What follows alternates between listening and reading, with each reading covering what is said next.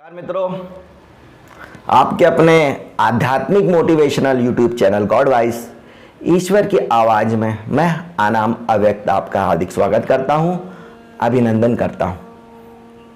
मित्रों, एक मित्र वैष्णवी ने मुझसे पूछा है कि भक्ति क्या है और कामी क्रोधी लालची इनसे भक्ति न होए, भक्ति करे कोई सूरमा जाति वरण कुल खोए, इसका अर्थ बतलाइए करके। तो सबसे पहले मैं यह बतला दूं कि भक्ति जो है वो हृदय का ऊर्ध्वगमन है। भक्ति के माध्यम से जितने लोगों ने परमात्मा को पाया है, ईश्वर को अपने भीतर उपलब्ध किया है, उतना दूसरे किसी माध्यम से नहीं पाया। भक्ति अष्टांग योग में जो प्रत्याहार है उसके समकक्ष मानी गई। भक्त को यम नियम आसन प्राणायाम करने की भी आवश्यकता नहीं है, क्योंकि भक्ति सीधे प्रत्याहार से शुरू होती है। जो व्यक्ति यम नियम आसन प्राणायाम करता है वो फिर प्रत्याहार में पहुंचता है। प्रत्याहार किसे कहते हैं? प्रत्याहार में हमारी जो पांचों इंद्रियां है, हमारा देखना, हमारा सुनना, हमारा सूंघना, हमारा बोलना, हमारा चखना, हमारा स्पर्श, ये जब भीतर की ओर आत्मा की ओर हमें ले जाने लगता है वो प्रत्याहार कहलाता है। तो भक्ति में यही घटना घटती है। भक्ति में भक्त जब परमात्मा में ईश्वर की आराधना में झूमता है, जो गाता है, तो उसका देखना भी परमात्मा में होता है, उसका बोलना भी परमात्मा के लिए होता है, उसका सुनना भी परमात्मा के लिए होता है, उसका चखना भी जो होता है परमात्मा के लिए होता है, उसका सूंघना भी, उसका चलना उठना फिरना, हर कृत्य उसका परमात्मा के लिए, ईश्वर के लिए, आत्मा के लिए समर्पित हो जाता है। तो वो उसका प्रत्याहार होने लगता है। इसलिए भक्त को ना यम नियम आसन प्राणायाम करने की आवश्यकता नहीं है, वो करते भी नहीं है। और भक्त जो है वो सीधा हृदय के माध्यम से प्रवेश करता है। वो अपने हृदय में ही शरीर, मन, विचार, भाव और ऊर्जा को उठा लेता है, लिफ्ट कर देता है। और इसमें गुरु, सदगुरु, ईश्वर और परमात्मा उद्दीपन का कार्य करते हैं। वो एक कैटलिक एजेंट रहते हैं जिसके माध्यम से भक्त की चेतना ऊपर के केंद्रों में उठती है। फिर उसके भीतर में शांति, साक्षी, ध्यान, प्रेम, आनंद, करुणा, दया, विवेक, बोध, प्रज्ञा, समझ, होश, अवेयरनेस, जागरूकता, चेतना का ऊर्ध्वगमन, सकारात्मकता, सहजता, सरलता, प्रफुल्लता, कृतज्ञता, सेवा का भाव, दान, दक्षिणा और भक्ति सहज आ जाती है। उसको करना नहीं पड़ता, उससे वो चीजें होती है। तो भक्ति कोई छोटी मोटी घटना नहीं है। भक्ति जो है अष्टांग योग में सीधे प्रत्याहार के बराबर मानी गई है। और प्रत्याहार से फिर ध्यान, धारणा, समाधि। तो जैसे जैसे भक्त भक्ति में लीन होता है तो उसका उसी में ध्यान लगने लगता है और वो फिर उसकी धारणा बन जाती है। इसलिए अगर आप संतों को पढ़ेंगे तो आपको उसमें समझ, वो बार बार बोलते कि अब कैसे छूटे राम रट लागी, अब कैसे छूटे राम रट लागी, या मुझे गुरु चरण की लगन लग गई है, मुझे परमात्मा की लगन लग गई है, मुझे रट लग गई है। तो ये जो लगन शब्द या रट है, ये धारणा है। जब ध्यान पक जाता है तब वो धारणा बन जाता है और धारणा ही अंततः समाधि में परिवर्तित हो जाती है। तो जहां पे भी भक्त बोल रहा है कि मुझे लगन लग गई है, चाहे मीरा हो, चाहे कबीर हो, चाहे कितने भी संत आप पढ़ेंगे सुनेंगे, तो जहां पे भी आपको ये शब्द सुनाई देगा कि वो बता रहे कि मुझे रट लग गई है, मुझे लगन लग गई है, तो आप समझ जाना कि यह धारणा की बात है। समाधि में फिर वो धारणा के माध्यम से पहुंच जाते। तो प्रत्याहार ही भक्ति है। फिर जब ये पकती है तो ध्यान बन जाती है ये, और जब निरंतर चलती है तो ये धारणा हो जाती है ये, और जब भीतर ही परमात्मा में स्थित हो जाता है, जब वो समाधि में, तो वो समाधि हो जाती है। तो बहुत सरल माध्यम है भक्ति। इसके माध्यम से लाखों लोगों ने परमात्मा को अपने भीतर पाया है। यम नियम आसन प्राणायाम करने वाले व्यक्ति अहंकारी हो जाते हैं और भक्ति की पहली शर्त है अहंकार का परित्याग। इसलिए भक्ति को जो लोग समझते हैं ना कि ये बहुत नीचे दर्जे की चीज ले है, या लोग कम अकल होते हैं, कम बुद्धि के होते हैं, ऐसा नहीं है। वो बुद्धि को भी हृदय में समाहित कर लेता है भक्त। वो ज्यादा तर्क वितर्क कुतर्क में नहीं पड़ता, क्योंकि तर्क वितर्क कुतर्क जो है आपके अहंकार को बढ़ाते हैं, आपको विनम्र नहीं करते, सरल नहीं करते। इसलिए ये जो दुआ है ना, जो कह रहा है कि कामी क्रोधी लालची इनसे भक्ति न होए, भक्ति करे कोई सूरमा जाति वर्ण कुल खोए। तो जो कामी क्रोधी लालची व्यक्ति होता है, यह भक्ति कर ही नहीं सकता, भक्ति में स्थिति नहीं होता। श्री कृष्ण ने भी भगवत गीता के 16वें अध्याय के 18वें श्लोक में कहा है कि अहंकारम बलम दर्पम कामम क्रोधम च संसृता ममात्म पर देहेषु पृथ्वी संतो अब सूयका।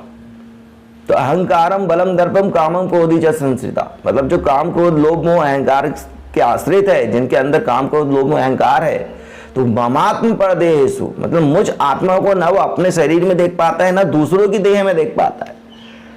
ममात्म पर देहेषु पृथ्वी संतो अब सूयका, वो मुझ आत्मा को ना अपने शरीर में देखता है, ना दूसरे के शरीर में देखता है, और मुझसे द्वेष रखता है, दोष दृष्टि रखता है, उसकी दोष दृष्टि हो जाती है। मतलब जो काम क्रोध लोभ मोह अहंकार में जी रहा है, वो दोष दृष्टि में रहता है और वो भक्ति नहीं कर पाता। इसलिए इसमें संत कह रहे हैं कि कामी क्रोधी लालची इनसे भक्ति न होए, और भक्ति करे कोई सूरमा जाति वर्ण कुल खोए। जो कामी क्रोधी लालची व्यक्ति अगर मंदिर जाएगा मान लो, तो क्या करेगा, वो काम के वशीभूत होकर स्त्रियों को देखने लगेगा। कामी व्यक्ति मंदिर में स्त्रियों ताड़ने जितने भी लोग जाते हैं सब कामी है। क्रोधी व्यक्ति क्रोध के वशीभूत होकर मंदिर में जाता है, वहां पे भी वो क्रोधित ही रहता है। कई लोगों को तो मैंने देखा जो ईश्वर को भगवान को ही गाली देते, सांसारिक वस्तु अगर उन्हें प्राप्त नहीं होती तो भगवान को ही गाली देना शुरू कर देते कि ये ऐसा वैसा, मैं नहीं मानता, ये सब। आपको भी अपने आसपास इस टाइप के लोग मिलेंगे जो सांसारिक वस्तुओं के लिए भगवान को गालियां बकते हैं, क्रोध में जाते, क्रोध करते हैं ये। और कामी मंदिरों में जा रहे हैं तो काम वासना से स्त्रियों को देख रहे हैं, ये मंदिर में जाकर भी स्त्रियों को ही चाह रख रहे हैं, वासना की ही चाह रख रहे हैं। ये कामी क्रोधी लालची लोभ की दृष्टि से मंदिर जा रहे हैं, ये कुछ चीज मांग रहे हैं, ईश्वर को धन्यवाद नहीं दे रहे कि तेरा धन्यवाद है कि तूने मुझे इतना अच्छा शरीर दिया है, भक्ति दी, नहीं। तो वो याचना कर रहे, वो प्रार्थना नहीं कर रहे। मंदिरों में जाके लोग बाग याचना करते हैं, ना कि प्रार्थना। प्रार्थना क्या है? प्रार्थना है ईश्वर को धन्यवाद देना, और ईश्वर से कुछ भी मांगना याचना है, वो भक्ति नहीं है। भक्ति भी ईश्वर को दिया गया धन्यवाद है। भक्ति ईश्वर को की गई एक पुकार है, ईश्वर को पुकारना ही भक्ति है। ईश्वर को, परमात्मा को, गुरु को हृदय से पुकारना भक्ति है, और वो सुनी जाती है। जब हृदय से कोई भी पुकार होती वो भक्ति है, और उसे सदगुरु, परमात्मा और ईश्वर अवश्य सुनता है। उसकी पुकार में ही उसे सुन लिया जाता है। वो ऊपर के केंद्र में उठ जाता है भक्त, उसे किसी भी प्रकार के यम नियम आसन प्राणायाम करने की आवश्यकता नहीं रहती, वो सीधे ही ध्यान धारणा समाधि को अपने भीतर उपलब्ध कर लेता है। तो कामी क्रोधी लालची इनसे भक्ति न होए, भक्ति करे कोई सूरमा जाति वर्ण कुल खोए। तो भक्ति जो है वो सूरवीरों का कार्य है, कायरों का कार्य नहीं है। अपने आप को जीतना, अपने इंद्रियों को नियंत्रण में लाना, ऊर्ध्वगामित करना, यही सबसे बड़ी जीत है। इसलिए महावीर को महावीर इसलिए कहा गया था कि उन्होंने अपने आप को जीत लिया। तो दुनिया को जीतना तो बहुत आसान है, मगर जो अपने मन को जीत लेता है, अपने विचारों को, अपनी भावनाओं को, अपनी पांचों इंद्रियों को, जो अपने देखने को, सुनने को, बोलने को, स्पर्श को नियंत्रण में ला लेता है, वो भक्त हो जाता है, और वो सूरमा है। फिर वो सीधे ऊर्ध्वगमन को प्राप्त करता है, इसलिए उसे सूरमा कहा गया। वो भी महावीर है। भक्ति करे कोई सूरमा जाति वर्ण कुल खोए, और जब वो अपने आप को जीत लेता तो जाति वर्ण वंश कुल सब खो जाता है।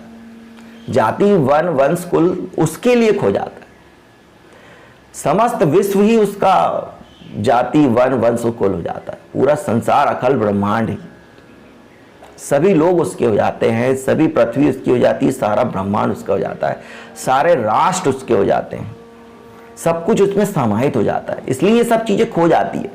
ना उसके लिए राष्ट्र मायने रखेगा, ना उसके लिए जाति वर्ण वंश कुल मायने रखेगा, ना उसके लिए अच्छाई बुराई नैतिकता मायने रखेगी, ना संसार मायने रखेगा, क्योंकि वो इससे परे हो गया है, ये खो जाती है। अगर भक्त भक्ति में लीन हो जाता है तो परमात्मा ही हो जाता है और पूरा संसार उसके लिए खो जाता है। तो जाति वर्ण व्यवस्था राष्ट्र ये सब संसार की चीजें हैं, इसलिए ये खो जाती है। तो आपको समझ में आ गया होगा कि कामी क्रोधी लालची इनसे भक्ति न होए, भक्ति करे कोई सूरमा, जाति वर्ण कुल खोई। तो आप भी काम क्रोध लोभ मोह अहंकार से मुक्त हो जाइए। और ये काम क्रोध लोभ मोह इतने ही नहीं है, ये पूरा इसका एक समूह है अवगुणों का, दुर्गुणों का, जिसे कहा जाता है। ये काम क्रोध लोभ मोह अहंकार, साम दाम दंड भेद छल कपट धोखा मक्कारी ईर्षा द्वेष भय मूर्छा पाखंड नकारात्मकता चेतना का अधोगमन आलस प्रमाद भय चिंता, यह सब की सब अगर आप इसमें स्थित है तो आप भक्ति कर ही नहीं सकते। इसमें स्थित व्यक्ति भक्त हो ही नहीं सकता। इससे उठना है आपको ऊपर। और जब आपकी भक्ति सध जाती है, जब परमात्मा आपके भीतर उपलब्ध हो जाता है, आपकी चेतना ऊर्ध्वगामी हो जाती है, तब आपके भीतर में शांति साक्षी ध्यान प्रेम आनंद करुणा विनय सत्य शुभ सुंदर विवेक बोध प्रज्ञा समझ होश अवेयरनेस जागरूकता चेतना का ऊर्ध्वगमन सकारात्मकता सहजता सरलता प्रफुल्लता कृतज्ञता सेवा का भाव दान दक्षिणा डोनेशन देने का भाव और भक्ति, ये सब सद्गुण आपके भीतर ईश्वरीय गुण प्रकट हो जाते हैं। और भक्ति बहुत बड़ी घटना है। भक्त को आप कमजोर मत समझिएगा। भक्ति की पहली शर्त ही समर्पण है। और नवधा भक्ति है, 9 प्रकार की भक्ति कही गई है। जो आपके व्यक्तित्व है उनके अनुसार आप कोई भी भक्ति को चुन सकते हैं। तो आप भी भक्त हो जाइए, अपनी चेतना को ऊर्ध्वगमित करिए, अपने हृदय से जीना शुरू करिए, चेतना को ऊर्ध्वगामी करिए, नवधा भक्ति करिए। आप किसी गुरु को मानिए, किसी सदगुरु को मानिए, ईश्वर के ऊपर विश्वास रखिए, परमात्मा को जानिए, फिर देखिए वो कैसे उद्दीपन का कार्य करता है, वो आपको उठा देता है। आप अपने हृदय से ईश्वर को, गुरु को, परमात्मा को पुकारिए। आपके हृदय की पुकार ही भक्ति है और ये पुकार में ही आप ऊपर उठ जाते हैं। हमारे चैनल को लाइक शेयर सब्सक्राइब अवश्य करिए। यह चैनल सनातन धर्म सनातन संस्कृति के गूढ़ आयामों को आपके सामने स्पष्ट करता है। और आप भी सनातन धर्म सनातन प्रेमी बने, हम आशा करते हैं। हमारे चैनल को लाइक शेयर और सब्सक्राइब अवश्य करिएगा। आप हमारे लिए सब्सक्राइबर नहीं, सनातन प्रेमी हैं। यह वीडियो देखने के लिए आपका बहुत बहुत धन्यवाद। जय श्री कृष्ण।